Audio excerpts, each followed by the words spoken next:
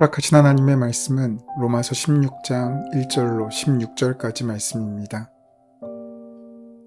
내가 겐그리아 교회의 일꾼으로 있는 우리 자매 베베를 너희에게 추천하노니 너희는 주 안에서 성도들의 합당한 예절로 그를 영접하고 무엇이든지 그에게 소용되는 바를 도와줄지니 이는 그가 여러 사람과 나의 보호자가 되었음이라. 너희는 그리스도 예수 안에서 나의 동역자들인 브리스가와 아굴라에게 문안하라. 그들은 내 목숨을 위하여 자기들의 목까지도 내놓았나니 나뿐 아니라 이방인의 모든 교회도 그들에게 감사하느니라. 또 저의 집에 있는 교회에도 문안하라. 내가 사랑하는 에베네도에게 문안하라.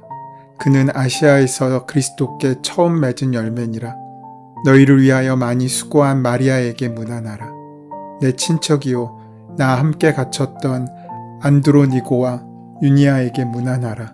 그들은 사도들에게 존중이 여겨지고 또한 나보다 먼저 그리스도 안에 있는 자라.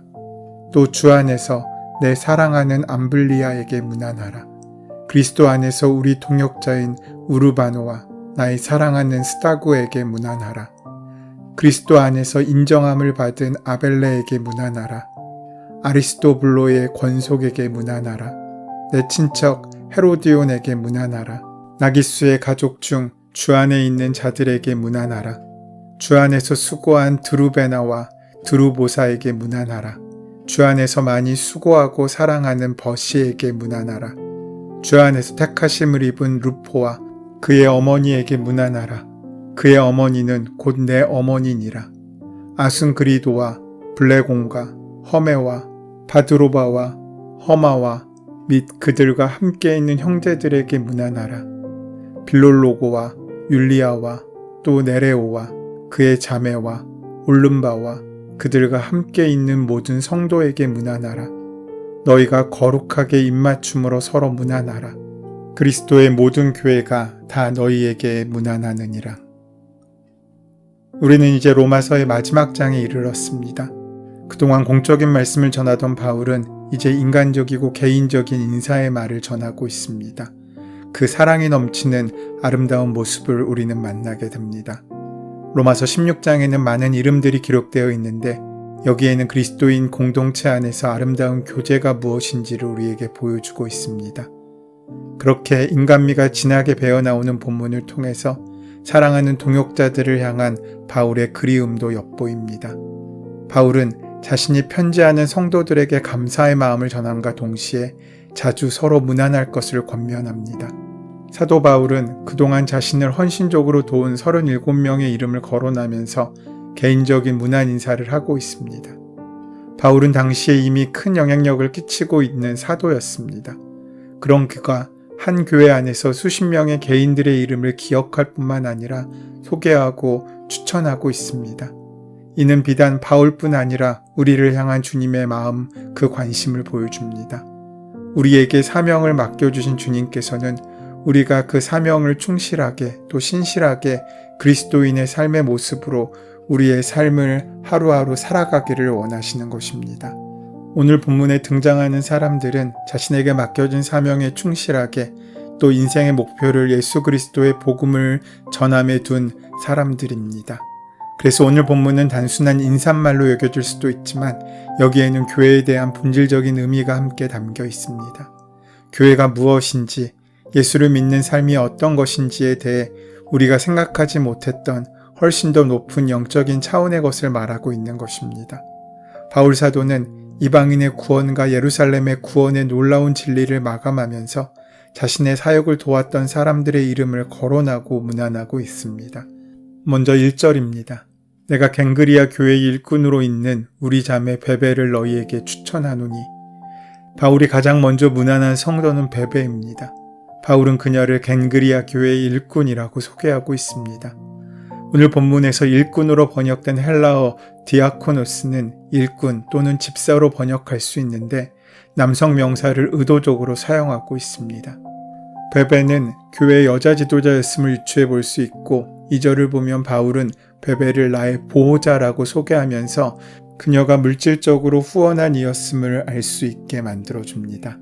갱그리아는 바울이 2차 전도 여행 때 세워진 교회입니다. 베베는 갱그리아 교회의 일꾼이라고 불리고 있습니다. 그녀는 바울이 고린도에서 사역을 감당할 때 복음을 받아들인 것으로 보입니다. 그녀가 예수님을 믿게 되면서부터 그녀의 삶은 바뀌게 되고 아름다운 인생이 시작되었습니다. 베베가 이 편지를 고린도에서 로마로 전달했을 가능성이 컸기 때문에 바울은 특별히 로마 교회 성도들에게 그녀를 칭찬하고 있습니다. 초대교회는 이런 사람들로 인하여 평안하고 든든히 서갈 수 있었습니다.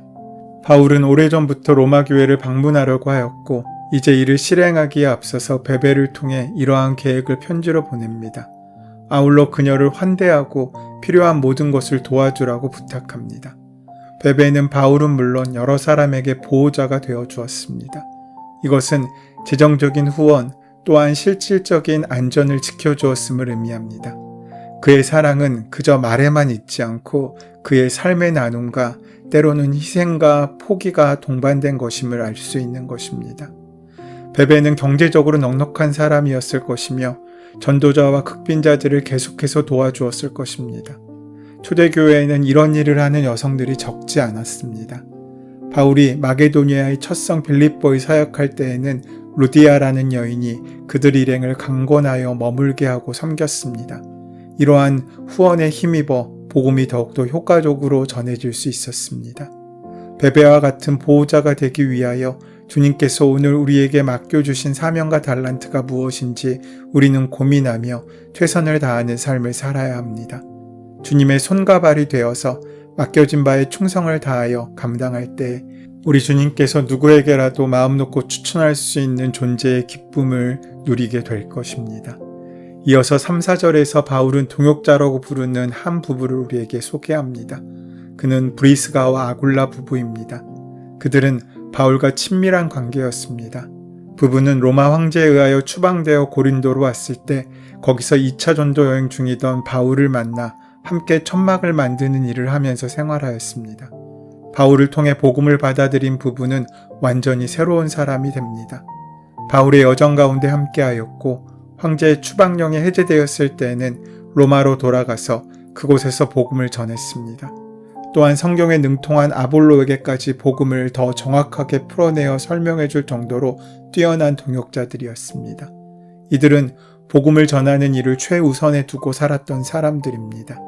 바울과 함께 고린도에서 장사를 하면서 복음을 전합니다. 바울이 에베소로 자리를 옮길 때는 같이 따라 나섭니다. 또한 바울이 죽음의 위기를 겪을 때는 자신들의 목숨조차 아끼지 않고 바울을 도와줍니다. 마침내는 바울보다 먼저 로마로 가서 복음 사역을 준비합니다. 주의 복음을 위하여 이곳저곳을 떠돌며 나그네의 삶을 살았던 것입니다. 이들 부부에게 직업은 복음을 전하기 위한 수단이었습니다. 또 한 가지 놀라운 사실은 이들의 집이 언제나 교회로 사용되었다는 것입니다. 브리스가와 아굴라 부부는 고린도에서는 물론 에베소에서도 로마에서도 자신의 집을 교회로 개방하였습니다. 당시에는 오늘날처럼 그리스도인들이 예배를 위해 따로 구분된 건물이 없었으므로 개인 소유의 집에서 모임을 가질 수밖에 없었습니다. 헌신적인 사람들이 자신의 소유의 집을 예배 장소로 제공함으로써 바로 그곳이 그리스도인들의 예배와 친교의 자리가 될 수 있었던 것입니다. 자기의 집을 완전히 개방해서 사람들이 출입하게 하는 것은 쉬운 일이 아닙니다. 이런 일을 부부는 가는 곳마다 행하였습니다. 그만큼 이 부부는 복음을 위하여 헌신적인 삶을 살아낸 것입니다. 그리고 이어서 이름이 언급되는 에베네도는 소아시아에서 처음 개종한 사람으로 바울의 특별한 사랑을 받았습니다. 아시아에서 그리스도께 처음 맺은 열매였기 때문에 더욱 잘 기억했을 것입니다. 이어서 6절에서는 마리아라는 이름하는 유대인 여성을, 7절에서는 친척이와 함께 갇혔던 안드로니고와 유니아를 언급합니다. 7절 하반절에서 이렇게 말하고 있습니다. 그들은 사도들에게 존중이 여겨지고 또한 나보다 먼저 그리스도 안에 있는 자라. 여기서 유니아는 여성의 이름입니다. 여성 제자임을 알 수 있습니다. 바울과 함께 감옥살이를 했을 뿐 아니라 바울보다 먼저 그리스도를 믿었다 표현하므로 아마도 오순절 사건 때쯤 예수님을 직접 만나 믿기 시작하지 않았을까 추측할 수 있습니다. 정리해본다면 1, 2절에서는 여성교회 지도자인 집사 베베를, 3에서 7절까지 브리스가, 마리아 그리고 유니아를 통해 얼마나 초대교회에서 여성이 지도자로서 큰 역할을 차별 없이 해왔는지를 우리는 알 수 있습니다. 두 번째로 8절에서 10절까지 말씀을 보면 내 사랑하는 암블리아, 우리의 동역자인 우르바노와 나의 사랑하는 친구 스타구, 인정함을 받은 아벨레가 언급됩니다. 특별히 10절에 아리스토블로는 헤롯 왕의 손자로 글라우디오 황제의 집에서 성장했으며 캘리큘라 황제가 예루살렘 성전에 자신의 신상을 세우려 했을 때 정치력을 동원해 막은 사람입니다. 그러나 로마서가 쓰여지기 전에 이미 사망하여 그 온 집안 사람들에게 무난한 것입니다. 11절에 헤로디오는 헤롯 집안의 노예 출신이었고 당시 관례에 따라 주인의 이름으로 지어진 이름을 가진 자였습니다. 나기스도 노예 출신으로 글라우디오 황제의 비서였으며 네로가 황제가 되었을 때 자살 강요를 받아 자살한 사람이어서 그의 가족에게 무난한 것입니다. 정리해보면 8절부터 11절까지는 복음으로 인한 이런저런 슬픈 사연들이 있는 사람들임을 알 수 있습니다. 마지막으로 12절에서 15절 말씀을 보면 12절에 두루베나와 두루보사는 자매였고 버시와 더불어 많은 수고를 했음을 알 수 있으며 13절에 루포와 그의 어머니가 언급되었는데 바울이 어머니라고 부르는 것을 봐선 상당히 가까운 관계였음을 알 수 있습니다. 마지막으로 14, 15절은 함께 있는 형제들 그리고 성도들로 구성된 가정교회임을 우리는 알 수 있습니다. 오늘 본문을 통해서 로마교회의 세 가지 중요한 특징을 정리해 본다면 첫 번째로는 차별이 없는 가정교회였습니다. 베베와 브리스가, 마리아, 유니아를 보면 그렇습니다. 그들을 소개한 표현들을 보면 얼마나 그들이 동등한 위치에서 차별 없이 대했는지를 알 수 있습니다. 한 목숨처럼 여기며 동역자들로 모든 필요를 채워준 보호자로 그리고 차별 없는 사도로 인정했음을 알 수 있습니다. 두 번째로 복음으로 인해 희생당한 가정교회의 모습을 갖고 있습니다. 당시 사회 경제적으로는 높은 위치에 있었지만 복음으로 인해 협박당하고 심지어 자살을 강요받은 사람들이 있었습니다. 그들이 마땅히 누려야 할 기득권과 권세까지도 복음으로 인해 자발적으로 내려놓은 것입니다. 마지막으로 피부치 가족으로 구성된 가정교회의 모습을 로마 교회를 통해 볼 수 있습니다. 가장 가깝기에 불편한 사이인 가족 구성원들이 복음으로 인해 한 교회를 이루며 살아갑니다. 이들은 주 안에서 택하심을 받은 그리고 함께 있는 이라는 표현으로 소개됩니다. 이들 모두에게 바울 사도는 16절 다음과 같이 권면합니다. 너희가 거룩하게 입맞춤으로 서로 문안하라. 그리스도의 모든 교회가 다 너희에게 문안하느니라. 이 본문의 내용을 통해 유추해 본다면 로마 교회는 하나의 건물에 모여있는 다수의 성도들의 하나의 모임이 아니라 여러 가정교회 연합체였음을 알 수 있습니다. 너무나 다른 가정교회들의 연합으로 구성된 로마 교회에 사도 바울은 서로 거룩한 입맞춤으로 문안하기를 권하고 있습니다. 그리스도 예수 안에서 로마 교회뿐만 아니라 다른 지역에 있는 모든 그리스도의 교회가 함께 문안한다고 합니다. 본문을 통해서 우리는 진실한 봉사를 통해 빛나는 성도의 삶의 모습이 어떠한지를 볼 수 있게 됩니다. 주님께서는 당신의 오심이 섬기기 위함이라고 우리에게 말씀하셨습니다. 겸손히 자신을 낮추어 우리를 섬기는 모습으로 친히 본이 되어 주셨던 예수님의 귀한 사랑이 그 모습과 섬김 가운데 담겨 있는 것입니다. 마찬가지로 그 사랑을 닮아가고자 원하는 우리 그리스도인들에게도 우리 각자의 삶의 자리에서 주님께서 맡겨주신 특별한 사명과 달란트들이 있습니다. 주님께서는 우리가 우리의 삶의 이력서를 그 사랑으로, 그 은혜로, 소망으로 써내려가기를 원하십니다. 그래서 우리 삶 가운데 천국의 열매가 맺어져 천국의 은혜를 맛보게 하는 귀한 존재가 되기를 원하시는 것입니다.